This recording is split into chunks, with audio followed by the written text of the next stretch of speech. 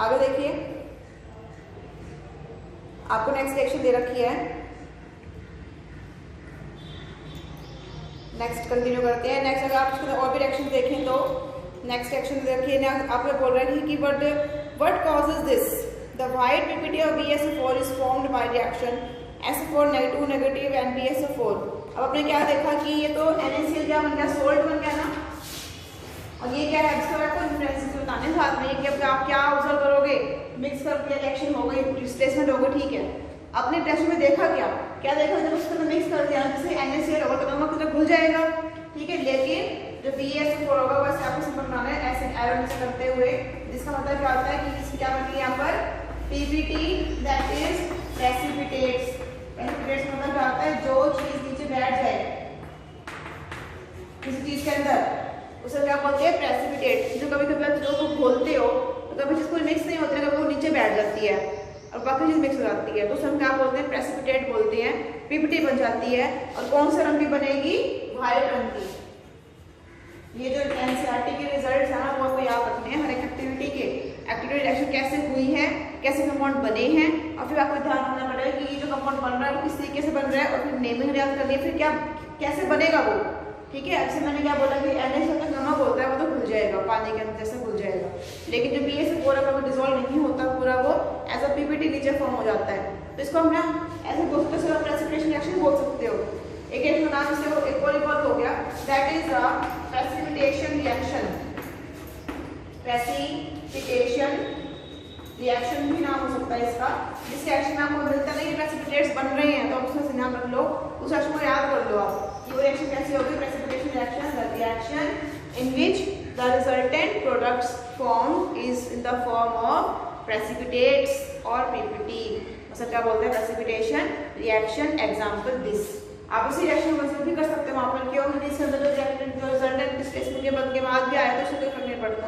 जो हमारे पास प्रेसिपिटेशन देखने की है, प्रेसिपिटेशन आपको दिख रही है, आपको प्रेसिपिटेट्स आपको दिख रहे हैं कि BeSO4 जो होता है वो नीचे बैठ सकता है, सफेद रंग का जो चूना टाइप दिखता है वो, तो चूने जैसा होता है वो, तो वो नीचे बैठ जाएगा, सफेद रंग का होता है, वो नीचे डिसॉल्व नहीं होता है पूरा, तो सब क्या बोलते हैं, प्रेसिपिटेट्स बोलते हैं। It gets settled down in the test tube, यहाँ पर इकट्ठा हो जाएगा, यहाँ पर इकट्ठा हो जाएगा, BeSO4 इकट्ठा हो जाएगा यहाँ पर, और NaCl जो होता है पानी के यहाँ पे घुल जाएगा। ये प्रोडक्ट बन गया क्लास में, आपको ध्यान रखना है। क्लियर? यस। नेक्स्ट देखते हैं क्या बोलते हैं ये हमें। नेक्स्ट रिएक्शन में आपको बताया गया है कि अदर प्रोडक्ट फॉर्म में sodium chloride which remain the solution, such reaction इसको हम क्या बोलते हैं, exchange of ions is known as double displacement reaction. Double displacement reaction की जो डेफिनेशन है, इसके जो नोट्स हैं एंड सेंट्रल ग्रुप ऑल्सो, आप वहाँ से इस ग्रुप को लर्न कर सकते हो। मैं आपको सिर्फ आपको वीडियो में एक्सप्लेनेटरी दे रही हूँ, समझा रही हूँ।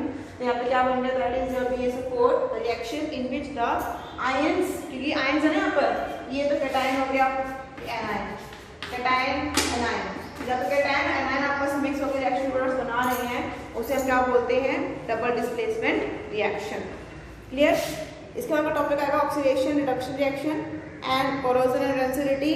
ये दोनों ही कंबाइन कर हम अलग क्लास में लेंगे। मैं कुछ आपको एज अ होम असाइनमेंट कुछ रिएक्शंस ऑफर कर रही हूँ, आप लोगों को वो रिएक्शंस करनी है प्रैक्टिस। मैं कुछ रिएक्शंस बोर्ड पे लिख रही हूँ, आपको प्रैक्टिस करनी है, this is your home assignment, ठीक है। आप सभी स्टूडेंट्स उन रिएक्शंस को नोट डाउन कीजिए। आपको जो प्रोडक्ट बना के लाने हैं, फिर आप नेक्स्ट डे जो क्लास होगी that is the Google Meet class, उसके अंदर मैं आपसे ये प्रॉब्लम्स आपसे डिस्कस करूंगी, प्लस आपसे पूछूंगी कि आप लोगों ने अपना काम किया है कि नहीं किया है। Yes, these are some reactions I am giving you for the practice work.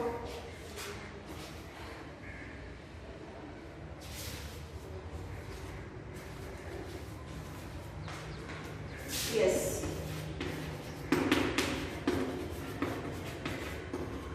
Copper plus AgNO3 क्या बनाएगा? सिर्फ इन दोनों का बेस में रिएक्शन प्रैक्टिस कर दे रही हूँ आपको मैं अभी। CuSO4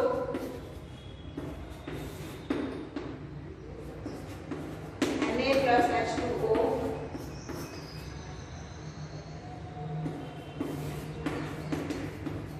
Fe2O3 plus aluminium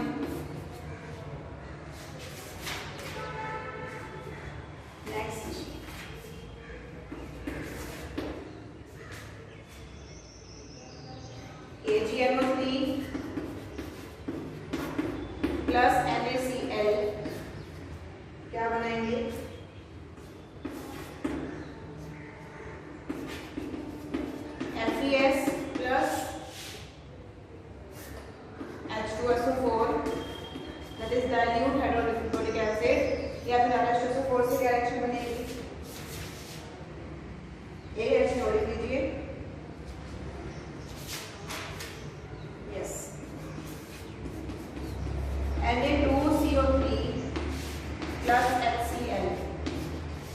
reaction मैंने लिखी है ना, ये रिएक्शन आपको करके आनी है। This is your homework. इस इन रिएक्शंस के जो प्रोडक्ट्स बनेंगे प्लस उनकी बैलेंसिंग करनी है और फिर नाम लिख के बताना है कि वो क्या क्या बनेगा।